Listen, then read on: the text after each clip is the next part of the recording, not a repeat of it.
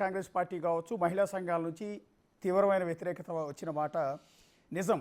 అదే క్రమంలో తెలుగుదేశం పార్టీ కూడా మీ మీద ఎదురుదాడి చేస్తోంది. పర్టికులర్గా సోషల్ మీడియాలో టీడీపీ కార్యకర్తలు కావచ్చు, జనసేన కార్యకర్తలు కావచ్చు, మీ మీద గత 3 రోజులుగా కొన్ని ప్రశ్నలు మీకు సంధిస్తున్నారు. మీ పైన కొంత దాడి కూడా చేస్తున్నారు. గతంలో మీరు వేరు సందర్భాల్లో మీరు ఏదైతే మాట్లాడారో అవన్నీ కూడా తీసుకొచ్చి ఇప్పుడు రన్ చేస్తున్నారు. అవన్నీ మీ దృష్టికి వచ్చాయా?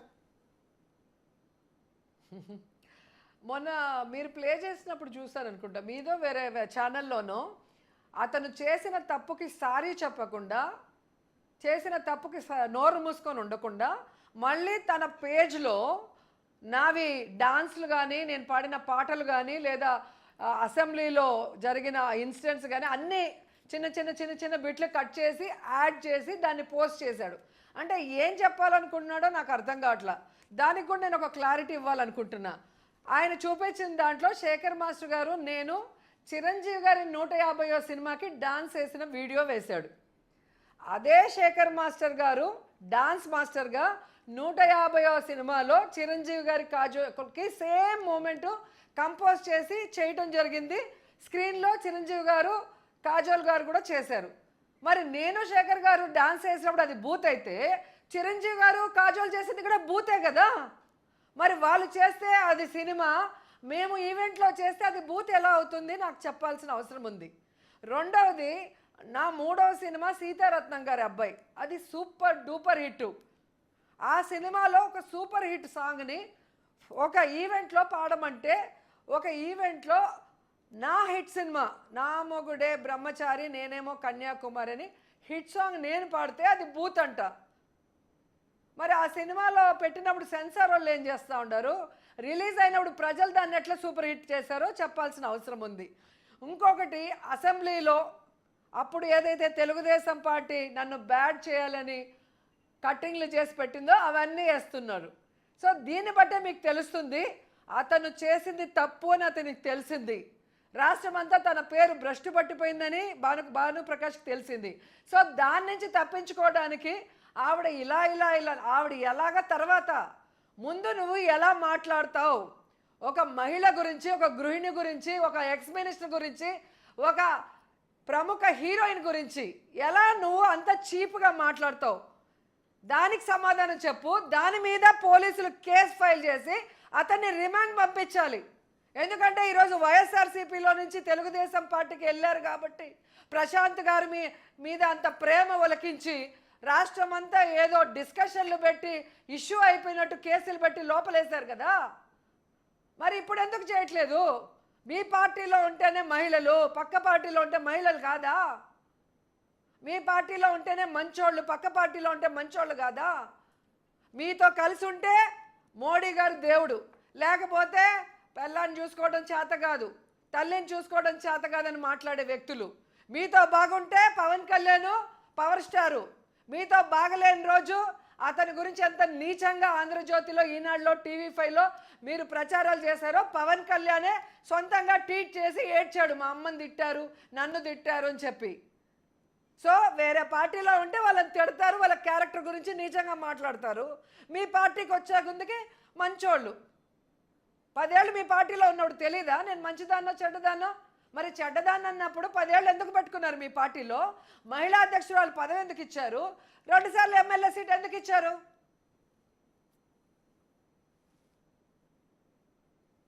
అంటే బేసిక్గా మీరు గతంలో వేరు సందర్భాల్లో లోకేష్ గారి గురించి, చంద్రబాబు గారి గురించి, పవన్ కళ్యాణ్ గారి గురించి ఇట్లా నాయకులందరిని ఉద్దేశించి మీ నోటి నుంచి వచ్చిన భాష పైన వాళ్ళు అభ్యంతరం వ్యక్తం చేస్తున్నారు. ఆ రోజుల్లో ఇష్టం వచ్చినట్టు ఆవిడ మాట్లాడింది, తిట్టింది. సో దానికి ఇప్పుడు ఒక మాట అనగానే దాన్ని సింపతిగా క్రియేట్ చేసుకునే ప్రయత్నం చేస్తోంది అనేది వాళ్ళ నుంచి వస్తున్న ఒక ఆరోపణ. నేను ఏ రోజైతే తెలుగుదేశం పార్టీ నుంచి బయటకు వచ్చానో ఆ రోజు నుంచి నా మీద కక్ష సాధింపులు స్టార్ట్ చేశారు.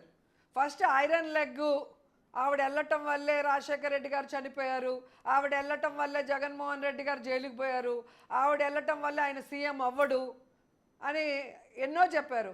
మరి 1998-99 ఎలక్షన్స్లో రాష్ట్రం అంతా 28 రోజులు నేను తిరిగి ప్రచారం చేశా. అప్పుడు చంద్రబాబు నాయుడు సీఎం అవ్వలేదా? నన్ను రాజకీయాల్లోకి తీసుకొచ్చిన నా గురువు శివప్రసాద్ గారికి ప్రచారానికి ఫస్ట్ వచ్చా, చంద్రబాబు నాయుడుతో సహా సత్యవేడు. ఆయన గెలిచి మంత్రి అవ్వలేదా? మరి నేను ఐరన్ లెగ్ అయితే వీళ్ళు ఎలా మంత్రి అయ్యారు, ముఖ్యమంత్రి అయ్యారు? ఎందుకు నాతో 28 రోజులు ప్రచారం చేసుకున్నారో చెప్పాలి. తర్వాత వాళ్ళు ఏ విధంగా నన్ను అసెంబ్లీలో రూల్స్కి విరుద్ధంగా, ఈ దేశంలో ఏ రాష్ట్రంలో ఏ మహిళా ఎమ్మెల్యేని కూడా సస్పెండ్ చేయనటువంటి విధంగా కారణం లేకుండా రూల్స్కి విరుద్ధంగా 1 year సస్పెండ్ చేశారు. కక్ష సాధింపు కోసం కాదా?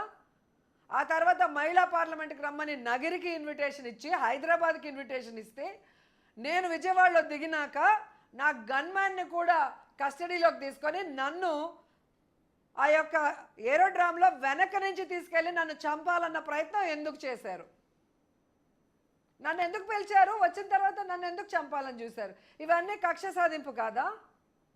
మళ్ళీ ఈరోజు మీరు చూస్తే మేము అధికారంలో ఉన్నప్పుడే ఏ విధంగా బండారు సత్యనారాయణతో ఎంత సిగ్గు లేకుండా ఎంత నీచంగా మాట్లాడిచ్చారు.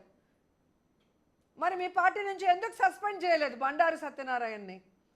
అయ్యన్న పాత్రుడు ఎంత నీచంగా మాట్లాడాడు మహిళా అఫీషియల్స్ గురించి, మా పార్టీ ఆడవాళ్ళ గురించి. ఎందుకు అతన్ని సస్పెండ్ చేయలేదు? మహిళల్ని అవమానించిన అచ్చెన్నాయుడిని ఎందుకు సస్పెండ్ చేయలేదు? ఎవడు తప్పు చేస్తే, ఎవడు ఎన్ని రకాలుగా మాట్లాడితే వాళ్ళకి ఫస్ట్ ప్రయారిటీ ఇస్తున్నారు పార్టీలో. దానికి పోటీ పడి ఈరోజు భానుప్రకాష్తో సహా మమ్మల్ని మాట్లాడటం తప్ప మరొకటి ఉందని అడుగుతున్నాను. నేను మాట్లాడేది ఎప్పుడూ కూడా పొలిటికల్గా మాట్లాడతాను. ఒక పొలిటికల్గా వాళ్ళు ఇచ్చిన వాగ్దానాలో, వాళ్ళు చెప్పిన మాటలో ఆపోజిట్గా వాళ్ళు చేసినప్పుడు మీరు ఇది చెప్పారు, ఇది చేయలేదు అనేది నిలదీసి అడుగుతాను. దానికి బూతులకి చాలా తేడా ఉంది. ఈరోజు చిన్న విషయం ఎట్లవుతుంది? బాను మాట్లాడిన మాటల్ని చంద్రబాబు నాయుడు గారు కానీ పవన్ కళ్యాణ్ కుటుంబాన్ని ఎవరైనా అంటే ఊరుకుంటారా చెప్పండి? అంటే మేమేమి, మాకు మనసు ఉండదు, మా కుటుంబ సభ్యులకి మనసు ఉండదు, వాళ్ళకి ఎమోషన్స్ ఉండవా?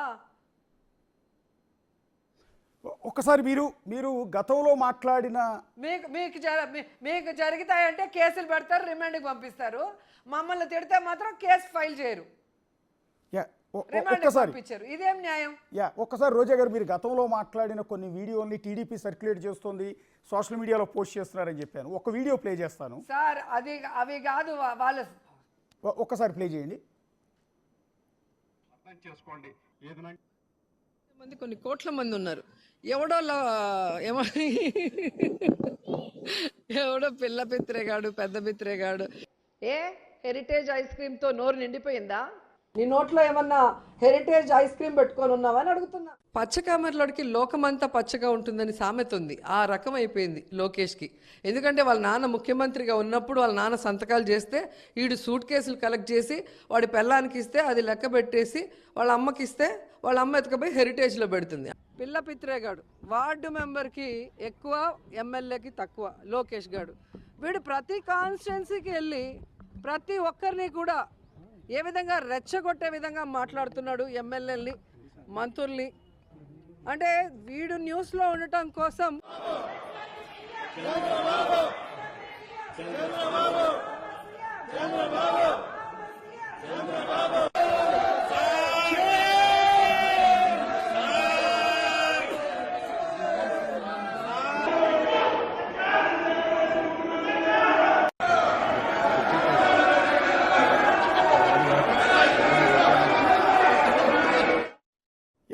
ఎస్ రోజా గారు, కొన్ని వీడియోస్ మాత్రమే ప్లే చేశాను. వీటి గురించి మాట్లాడాలి ఇప్పుడు.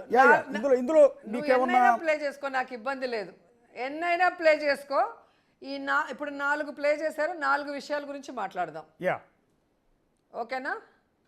అంటే మీరు ప్లే చేసిన దాంట్లో లాస్ట్ వచ్చి కాల్ మనీ సెక్స్ రాకెట్. ఇది గౌతమ్ సవాంగ్ గారు బయటికి తెచ్చిన ఇష్యూ. 200 సీడీలు దొరికాయని ఆయన ప్రెస్ ముందర సీడీలు చూపించారు. ఆడవాళ్ళకి వడ్డీకి డబ్బులు ఇచ్చి వాళ్ళు వడ్డీ ఇవ్వకపోతే వాళ్ళ కూతుర్లను శారీరకంగా వాడుకున్నారు, అవి వీడియోలు తీసి వాళ్ళని బ్లాక్మెయిల్ చేశారని సాక్షాత్తు తెలుగుదేశం పార్టీ అధికారంలో ఉన్నప్పుడు గౌతమ్ సవాంగ్ గారు బయట పెట్టిన సీడీలు. దాంట్లో టీడీపీకి సంబంధించిన ఎమ్మెల్సీలు, ఎంపీలు, ఎమ్మెల్యేలు ఇన్వాల్వ్ అయ్యారని వాళ్ళు ప్రూఫ్లు చూపించినవి. దాని మీద as a MLA, as a AP MLA, as a మహిళగా నేను ఫైట్ చేశాను. ఫైట్ చేసినప్పుడు అది మీరు చూపిస్తున్నారు కదా, అది ఆ వీడియో ఏంటంటే పీతల సుజాత గారు మధ్యలో లేచి మాట్లాడుతున్నారు. నన్ను అప్పుడు కంట్రోల్ చేయడానికి అనిత గారిని, పీతల సుజాత గారిని లేపుతారు. మనం ఏమన్నా మాట్లాడితే ఎస్సీ ఎస్టీలను ఏమన్నా అన్నామని చెప్పి మన మీద కేసు పెట్టడానికి వాళ్ళు ఒక పథకం ప్రకారం చేసేవాళ్ళు. అప్పుడు నేను పేపర్లో టైమ్స్ ఆఫ్ ఇండియాలో అనుకుంటా, ప్రకాశం జిల్లాలో చీమకుర్తిలో ఆమె మైనింగ్ మినిస్టర్గా ఉన్నప్పుడు అక్కడున్న మైనింగ్ ఎవరైతే చేస్తున్నారో వాళ్ళ దగ్గర లంచంగా వడ్డానం తీసుకుంది అని పేపర్లో వచ్చింది. అందుకని వడ్డానం మంత్రి నువ్వేంది మాట్లాడేది, కూర్చో అన్నాను. అది కాల్మణి సెక్స్ రాకెట్లో మహిళలు మోసపోతున్నారు కాబట్టి వాళ్ళ గురించి మాట్లాడుతుంటే చంద్రబాబు నాయుడు మెహర్బానీ కోసం లేచి నన్ను తిట్టింది వాళ్ళ మహిళలు. వాళ్ళకి కనీసం రాష్ట్రంలో మహిళలు అన్యాయం అయిపోతున్నారన్న బాధ లేకపోవడం చాలా బాధాకరం. రెండవది, మీరు వేసిన దాంట్లో ఇంకొకటి గుర్తు చేయండి నాకు. అంటే పిల్ల బిత్రేగాడు లోకేష్ అన్న మాట, వాడు వీడు అనటం కావచ్చు, అంటే లోకేష్ గారిని ఉద్దేశించి వాడు పిల్ల బిత్రేగాడు నాకన్నా అవును, పిల్ల పిత్రేనే అండి. ఈ రోజుకి నేను దాని మీద స్టాండ్ అయి ఉంటాను. పిల్ల పిత్రేనే. ఎందుకంటే నేను తెలుగుదేశం పార్టీలో మహిళా అధ్యక్షురాలుగా ఉన్నప్పుడు అతను వస్తే ఎవరు పట్టించుకునే వాళ్ళు కూడా కాదు ఆ పార్టీ ఆఫీస్కి. అతన్ని ఎవరు కూడా వెనకపోయే వాళ్ళు కూడా లేదు. ఈరోజు వాళ్ళ నాన్న అతన్ని మంత్రిని చేశాడు కాబట్టి గతంలో విధి లేక ఈరోజు లోకేష్ వెనక్కి వెళ్తున్నారు. ఈ రోజుకి కూడా మీరు నార్కో అనాలిసిస్ టెస్ట్ చేస్తే తెలుగుదేశం పార్టీ వాళ్ళకి లోకేష్ గురించి వాళ్ళు ఏమనుకుంటున్నారో మీకు స్పష్టంగా వాళ్ళ మనసులో మాటలు తెలుస్తాయి. ఎందుకంటే అతని వల్లే ఈరోజు తెలుగుదేశం పార్టీ భ్రష్టు పట్టిపోతుంది. అతని వల్లే సంవత్సరం లోపే ఆంధ్రప్రదేశ్లో కూటమి ప్రభుత్వం ఈరోజు ప్రజలు అసహించుకునే పరిస్థితికి వస్తుంది.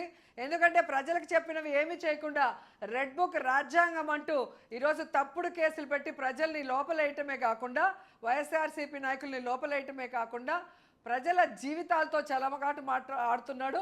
ముఖ్యంగా 10th క్లాస్ స్టూడెంట్స్ పేపర్లు కరెక్షన్ కూడా సక్రమంగా చేయించలేని దద్దమ్మ మంత్రి. దానివల్ల ఎంతమంది జీవితాలు నాశనం అయిపోయినాయి.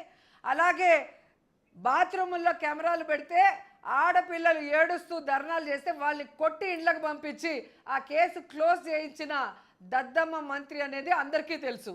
ఏ రోజు కూడా అతని శాఖలో అతను పని చేయలేదు, మిగతా శాఖల వాళ్ళని పని చేయకుండా ఈరోజు కూటమి ప్రభుత్వానికి చెడ్డ పేరు తెస్తుంది లోకేష్ అనేది అందరికీ తెలుసు. కాబట్టి ఎవరు ఆయన గౌరవం ఇచ్చి మాట్లాడే పరిస్థితి లేదు. అంటే నోట్లో హెరిటేజ్ ఐస్ క్రీమ్ పెట్టుకున్నారా, ఏమైనా బూతులు మాట్లాడితే అంటే కొన్ని అంటే అది తప్పుగా ఏమనిపించట్లేదా మీరు మాట్లాడిన ఆ మాటలు కానీ అవి కానీ ఏమి ఇప్పటికి కూడా సమర్థించుకునే ప్రయత్నం? పవన్ కళ్యాణ్ గారిని ఉద్దేశించి మాట్లాడిన మాట అది. మీరు అధికారంలోకి రావడానికి ఏం మాట్లాడారు?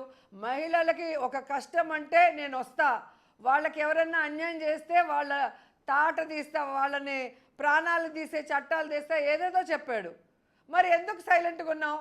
హెరిటేజ్ ఐస్ క్రీమ్ పెట్టుకున్నావా అన్న. సరే, హెరిటేజ్ ఐస్ క్రీమ్ మీకు బూత్ అయితే రేపటి నుంచి హెరిటేజ్లో ఐస్ క్రీమ్ అమ్మద్దని చెప్పండి. మేము చెప్తే బూత్ అయిపోయింది, మీరు అమ్మితే బూత్ లేదా హెరిటేజ్లో? అర్థం కావట్లేదు నాకు.